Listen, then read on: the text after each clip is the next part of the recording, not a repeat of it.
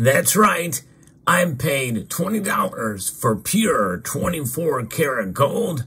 I'll explain why you should not do this as we explore.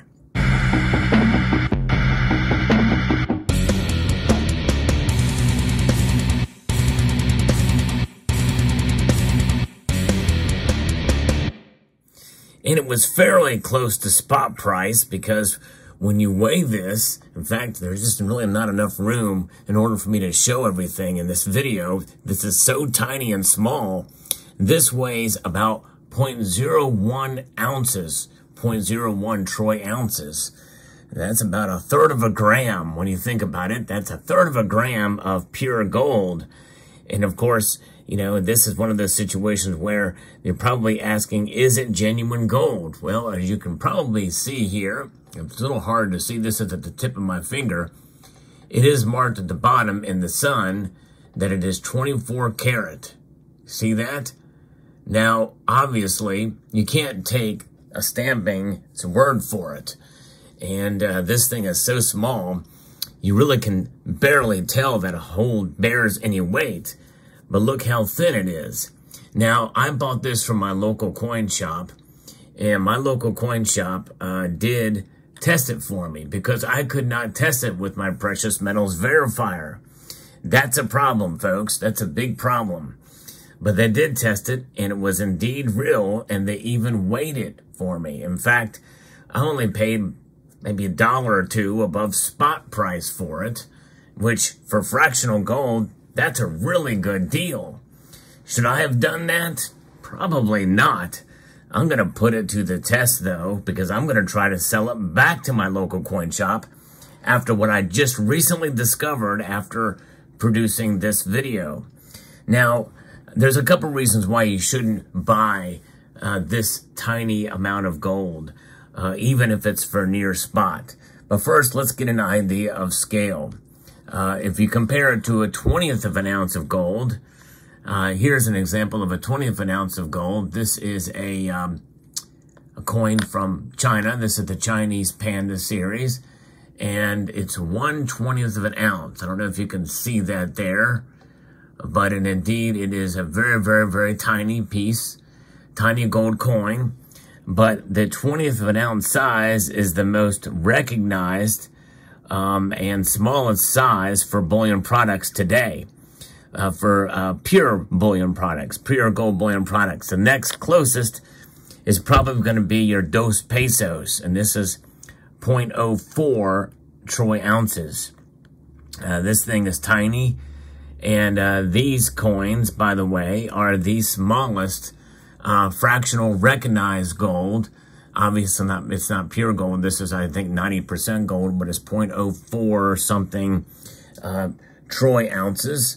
And this is the smallest size that you can buy for the lowest premium. Now, there is one other size, and people are probably screaming at the screen now. There is a smaller size. You can get 1 gram gold bars. You can also get 1 gram gold coins, such as you see here from the Royal Canadian Mint. They do make these little maple grams, and they come together in sheets. So that is definitely a way that you can buy a gold, but it's a very expensive way to do it. Very expensive way to do it. This is 1 gram of pure gold. And this is even smaller. This is, well, a little bit more than a gram.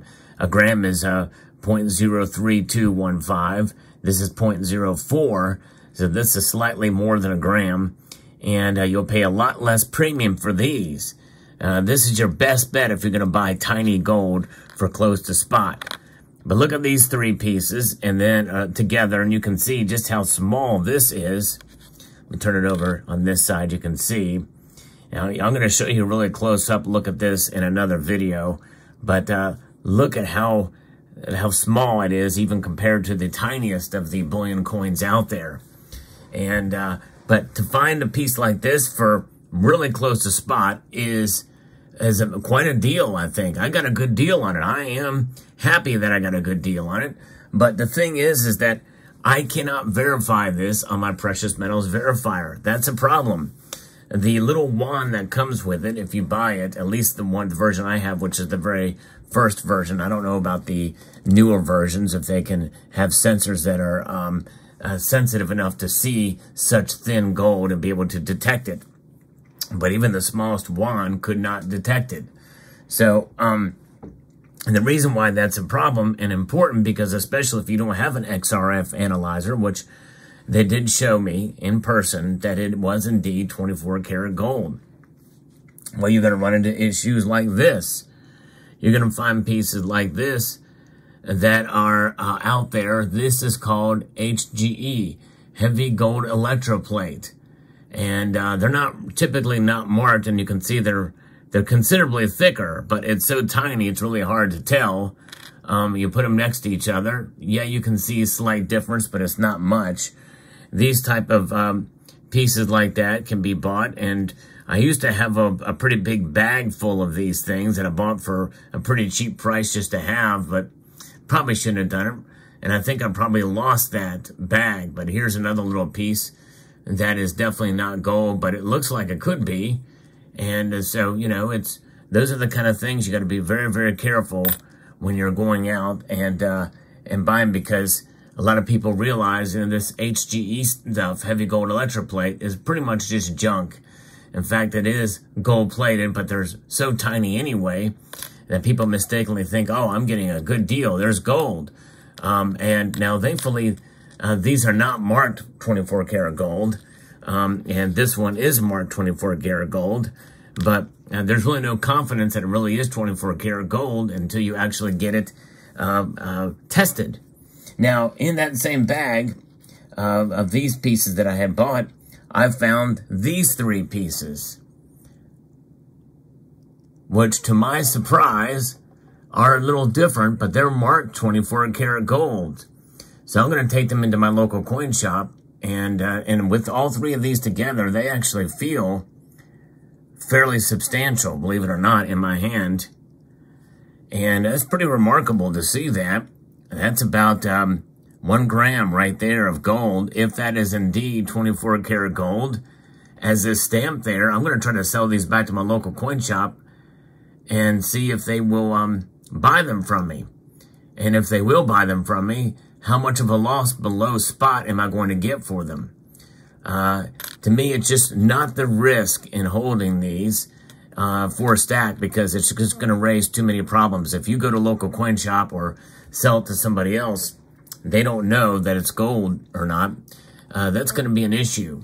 So even though they are gold, or at least the one is gold, I don't know about the others. That's going to be a problem, and I just would rather not have it on my hands. So even though I did not make a mistake buying it because it is indeed gold, proving that to somebody else is going to be very, very difficult. And so I'd rather not have these. Besides, if I sneeze right now, these things will blow away into the wind. At least the smaller ones will. But I'm happy about having the other tiny gold, because they're marked, they're recognized, and easily liquidated. And I think that's the thing. You know, you have to pick the size and the style of gold that is liquid, will be recognized and is liquid. The dos pesos, to me, is the sweet spot for the fractional gold, because it is an odd weight, which is unfortunate, but they are recognized. And as long as they're recognized, you can liquidate them and you can stack them, and people do it. And the 20th of an ounce gold coins are of such high premium, it's really not worth it to me. 1/10 of an ounce is definitely worth it if you can find buyers, but definitely avoid the gram bars and the gram maple grams at pretty much most any cost. Not all costs, but most costs. These things you want to kind of avoid. They're nice to have as little trinkets and gifts, but they're very tiny. And in reality, these pieces here are just not worth the effort. You know, it's very difficult to really liquidate. And these little HGE, heavy gold electroplate, which in reality, it's not heavy gold electroplate. It's pretty light gold electroplate, but nonetheless, there's too much risk involved. Too much risk involved with these. And I may have actually found a treasure here of gold that I paid much less than gold price for, even back when I bought these things a number of years ago. So quite intriguing, but I'm going to try to get rid of it. I'll let you know what my outcome is. If they even decide to buy it, they may refuse to buy it altogether. There is a very real possibility that I could be stuck with these. And that is, but I'm going to try to find the shop that I bought these from and see if they will buy the one back, and see if they'll buy the other ones back as well. So pretty interesting indeed, and a fascinating way to own gold. And I think there's a reason why I got it for pretty close to spot. That's unusual, but I would not recommend buying gold like that, in that way.